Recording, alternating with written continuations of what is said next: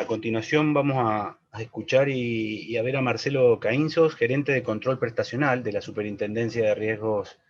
del Trabajo. Marcelo, cuando quieras, tenés el micrófono. Bueno, buenas tardes. Gracias, Gonzalo. Muchas gracias por la invitación a participar de esta reunión y es un gusto compartir el panel con estos prestigiosos expositores, con quienes, como decía Pablo Franco en su momento y Pablo, hemos trabajado en equipo desde el comienzo de este desafío que planteó la pandemia. Y lo bueno de haber pasado ahora 1 año y 8 meses de estar al frente de esta situación nos permite, me parece que es apropiado este espacio que ustedes ponen a disposición como para hacer algunas reflexiones, mirar ahora en este momento de cierta calma cómo ha sido el esfuerzo que hemos tenido que hacer para llevar adelante la situación y cuáles fueron los resultados, ¿verdad? Entonces, les voy a compartir la presentación, si me permiten, para ilustrar un poco lo que les voy comentando, que mucho va a ver que resulta coincidente con lo que han expuesto tanto Franco como Pablo, y es un poco un mix de los conceptos que ellos han dicho, pero sobre los cuales también me gustaría hacer algunos agregados. Primero, recordar lo vertiginoso que fue el avance de la pandemia. Empezamos a ver las noticias allá en enero, cuando veíamos cómo en Asia y en Europa empezaba a darse el problema del COVID, y el 30 de enero finalmente la OMS declara la pandemia. Aquí en Argentina el gobierno nacional define el 12 de marzo, declara la emergencia sanitaria,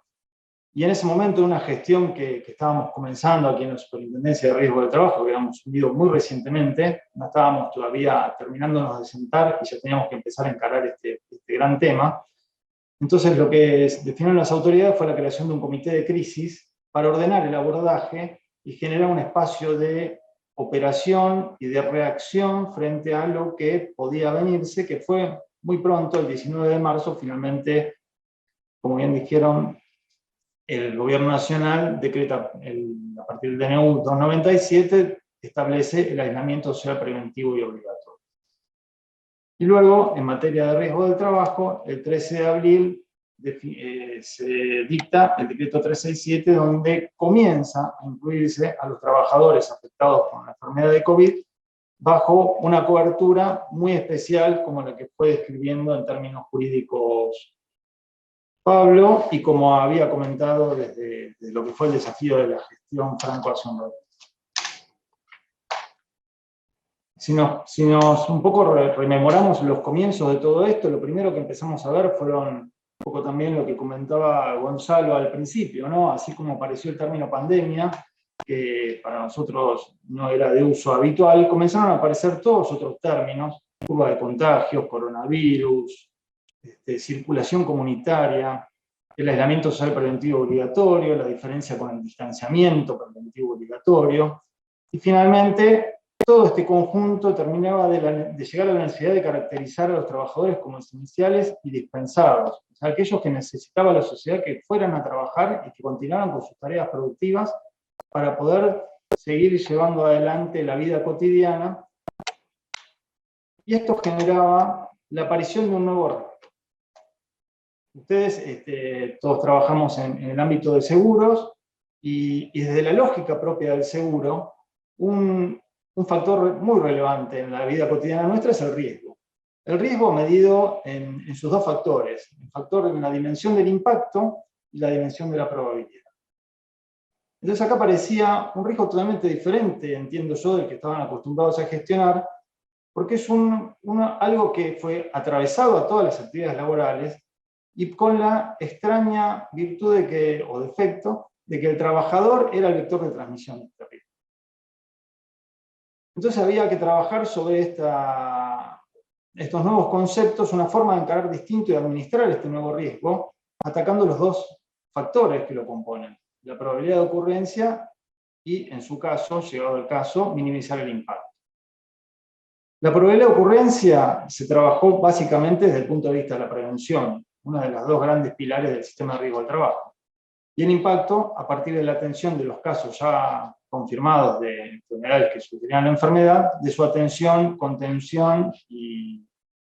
acompañamiento durante todo el transcurso del caso. Es así entonces que empezamos a trabajar sobre una fuerte comunicación de los protocolos que se fueron desarrollando de manera tripartita, donde hubo muchas mesas de trabajo donde participaron el Estado, los empleadores y las asociaciones gremiales representativas de los trabajadores, que tanto en algunos ámbitos particulares se desarrollaron protocolos como puede ser en la agricultura, en el área de cultura, en el área de la propia área de seguros bancarios, o protocolos de aplicación general que fueron difundidos e impulsados y monitoreados su implementación de manera tal de minimizar el impacto de lo que podían ser los casos de COVID.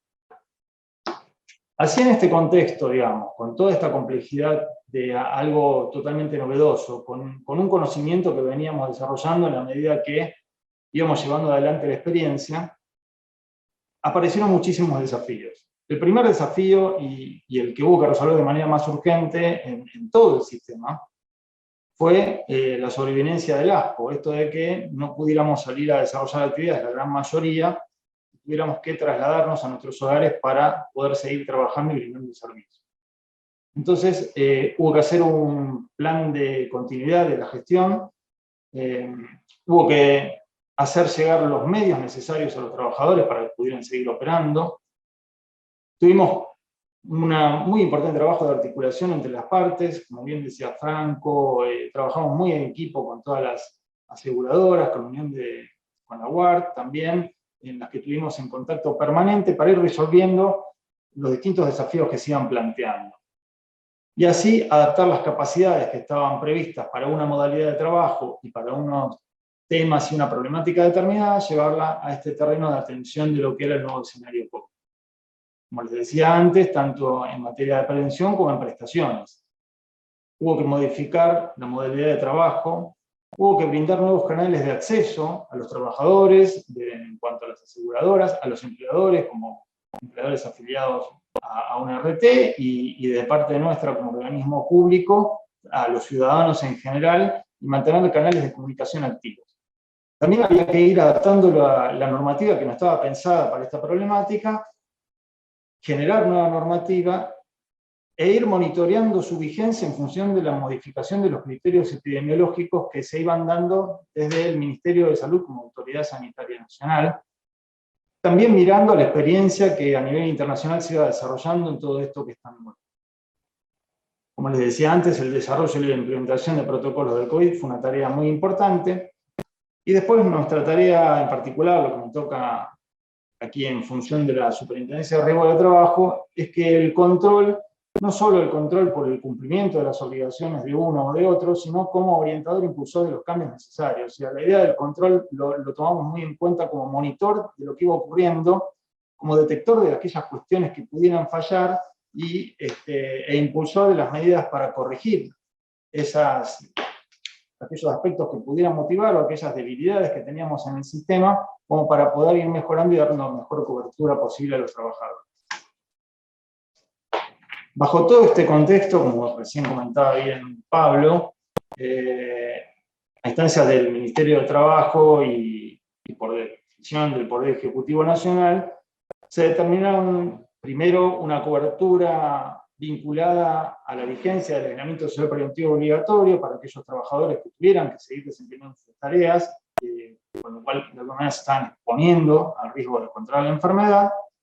y una segunda etapa donde se extendió la cobertura ya, como bien explicó Pablo, a todos los trabajadores que salieran de su domicilio para prestar servicio. Entonces fueron dos supuestos distintos frente a la evolución, como les decía antes, de un momento donde había determinado un aislamiento social preventivo y obligatorio, a otro momento donde se fueron abriendo las distintas actividades, fuimos pudiendo ir liberando todo el desarrollo de nuestra vida cotidiana, y a partir de ahí entonces sí la distinción era para poder determinar en qué medida pudiera ser con causalidad laboral en caso de enfermedad COVID, a partir de la salida al trabajo de manera presencial. Todo este conjunto de normas, en definitiva, en los hechos y en concreto, ¿qué implicó? Implicó que de los 5.264.000 y un poco más de casos que a nivel nacional se registraron hasta la fecha, el sistema de riesgo de trabajo atendió 471.556. Como pueden ver, al principio las pendientes de la curva generalmente fueron similares, una pendiente un poco distinta en general en los casos del sistema de riesgo del trabajo en los comienzos, justamente acá se demuestra esta brecha, el efecto del aislamiento, y luego fueron más o menos acompasadas en función de la apertura de las distintas actividades. En este punto, lo que quería mostrarles cómo fueron los efectos de la primera y la segunda ola, cómo fue la distinta incidencia, y acá tenemos el pico que se dio en junio del año pasado, donde realmente fue el momento de más estrés del sistema, pero que tuvo absoluta respuesta, porque debo decirles que ya desde el punto de vista del ejercicio de nuestras funciones de control, como de la medición de los reclamos por sobreprestaciones que pudieran haber llegado a nuestros canales de comunicación, realmente hubo prácticamente muy poca cantidad de reclamos, con lo cual la respuesta efectivamente del sistema fue concreta, y todo este periodo de adaptación del que hablamos y esta capacidad de reacción y de trabajo en equipo se vio reflejada justamente en esos resultados.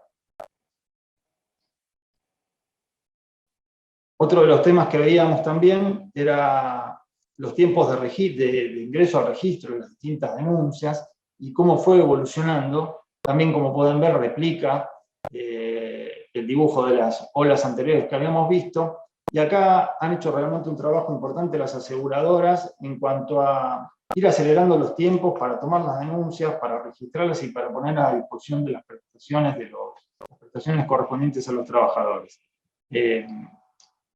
Acá podemos ver en ambos casos la cantidad justamente de denuncias que se iban refiriendo en promedio diario, comparada a la cantidad total y en particular el sector de la salud. Una cosa que hemos notado en el sector de la salud especialmente es cómo fue el efecto de la vacunación. Recuerden que fue el sector que por lógica y como correspondía se orientaron las primeras vacunaciones, y cómo bajó y se mantuvo en una línea prácticamente constante la cantidad de casos que fueron presentando en el sector. Otro punto sobre el cual hacíamos un fuerte seguimiento, y viene a relación de lo que comentaba Pablo hace un ratito, es la distribución geográfica de los casos, y que tenía que ver con la diversidad de situaciones que se dan a lo largo de todo el país en relación a provincias que estaban en ASPO, provincias que estaban en DISPO, unas que entraban a una situación, salían a otra. Entonces ese monitoreo era diario, de manera de ir determinando cuáles eran las ventanas de cobertura para aquellos lugares donde no estuvieran en el aislamiento social preventivo y obligatorio. Esto era muy importante como para casos como hemos tenido, como en el sector de los transportistas, por ejemplo, que recorrían el país y pasaban de una zona a otra. Entonces teníamos que ir analizando el recorrido y cuál era el origen, cuál es el destino, cuáles eran las circunstancias que hicieran que ese caso quedara bajo cobertura del sistema de riesgo de trabajo o que pudiera quedar bajo cobertura del sistema de salud, tanto público como privado. También nos pasó, en el caso de transportistas, tener que atender el sistema, casos que venían de los países limítrofes, donde hubo que dar un tratamiento especial y hubo un esfuerzo realmente importante en atender esos casos en la frontera. Y el otro tema de análisis fue también la distribución de los sectores afectados, que viene a colación después de lo que se está evaluando en este momento, de cómo van continuando la normativa en relación a la cobertura futura y a la posible consideración del COVID como enfermedad profesional listada.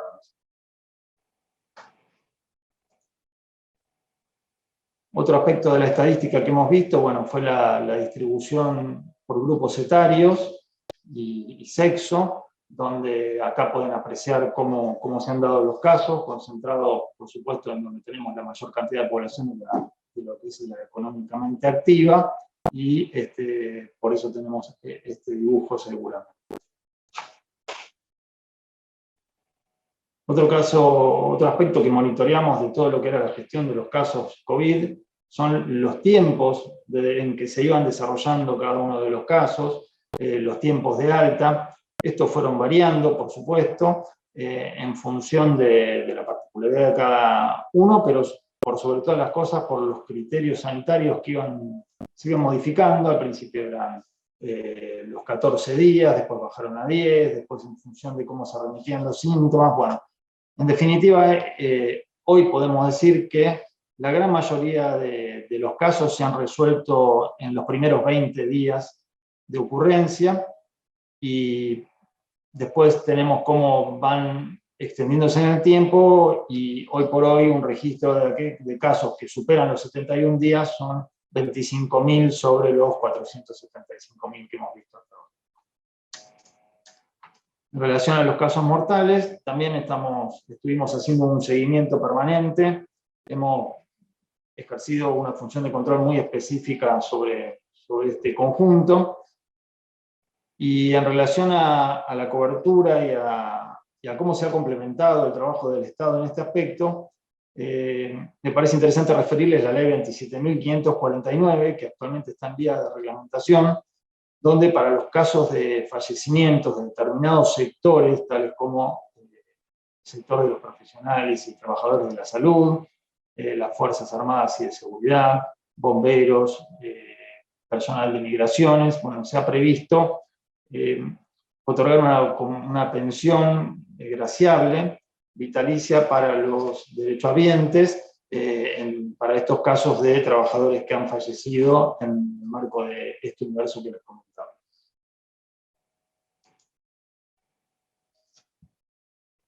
Hoy, después de estos años y 8 meses de trabajo, se han dado ciertas condiciones que han permitido gestionar todos estos casos, que han permitido que se registren adecuadamente, que se atiendan en tiempo y forma, y todo eso fue gracias al esfuerzo del conjunto de lo que es todo el sistema de seguridad social, con la coordinación de los distintos organismos del Estado que estamos involucrados en el tema, con la participación fuerte de las aseguradoras de riesgo del trabajo, con el acompañamiento y entendimiento también de los empleadores en el sentido de la necesidad importantísima de implementar protocolos, de hacerlos cumplir, y por la voluntad de los trabajadores de seguir prestando servicios a pesar de, en muchos casos, arriesgarse a exponerse al virus, con todo lo que eso sabemos que implica. En definitiva, en este escaso tiempo, podemos decir que está consolidado y hemos adaptado nuestra forma de trabajo al trabajo remoto, hoy mixto, y a la virtualización de muchísimos procesos, tanto en el ámbito de las aseguradoras como en el ámbito de la superintendencia de riesgo del trabajo. Hemos logrado una interacción entre los distintos sectores, tanto del sector del sistema de riesgo del trabajo como del sistema de salud, generando vínculos con las obras sociales para salvar aquellas dificultades que pudiera haber en cuanto a unos como prestadores del sistema de riesgo del trabajo, a las superposiciones y las intersecciones que tienen estos dos sistemas que en épocas normales interactuaban fluidamente sin mayores conflictos, pero cuando llegaron los momentos de estrés del sistema a partir de los picos de las distintas olas, de las 2 olas que vivimos de COVID, se había afectado e hicimos un fuerte trabajo para que todo pudiera seguir adelante, sin que se perjudique en ningún momento a los trabajadores y su atención. Se adecuaron las capacidades y recursos para seguir dando prestaciones en tiempo y forma. Bueno, también, como les dije, se desarrollaron más de 80 protocolos que se aplicaron y se siguen aplicando y se siguen actualizando en función de los nuevos criterios. Y esto, como resumen, ha dado lugar a la cobertura de los 471.000 casos y, como les decía, con muy bajo nivel de reclamos sobre prestaciones de parte de los trabajadores. Aquí es la información que tenemos en el sistema, que la hemos ido recolectando a lo largo de todo este año y meses, y hemos juntado información muy útil desde el punto de vista de que nos sirven, cada uno de los datos que hemos recolectado y analizado nos sirve para ir proyectando las modificaciones, para mejorar aún más el nivel de las prestaciones, la calidad, la oportunidad,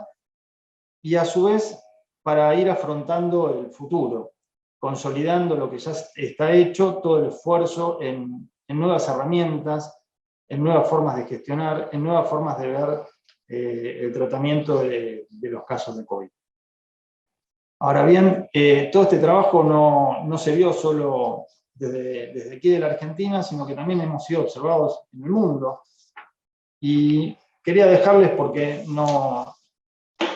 a veces está bueno tener la opinión de una mirada objetiva externa, porque nosotros estamos muy involucrados en el día a día y podemos tener algún tipo de mirada subjetiva. Pero acá quería compartirles un informe de Uniglobal, que es una organización no gubernamental constituida por integrantes de 48 países, que hizo una evaluación a nivel mundial basado en 15 factores de cómo se había atendido la cobertura de los trabajadores que estuvieron en la primera línea durante la pandemia. Como pueden ver, nuestro país está en color verde y básicamente tiene que ver con el gran empuje que se hizo desde el sector gubernamental a partir de la rápida decisión plasmada en el decreto 367 y el acompañamiento y trabajo conjunto de las aseguradoras, de la UART y, como les decía, de demás organismos del Estado, que permitieron que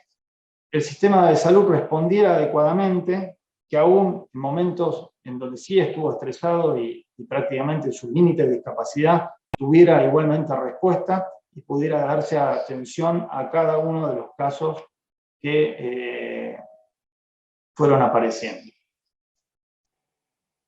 Finalmente, en estos días también apareció otro informe, en este caso de la Organización Internacional del Trabajo, donde se pondera el registro y la producción estadística en materia de seguridad y salud en el trabajo. Está en cabeza de la Superintendencia de Riesgo del Trabajo, porque somos el organismo que los consolida y los expone, pero es claro y muy claro que esto no es posible sino a partir del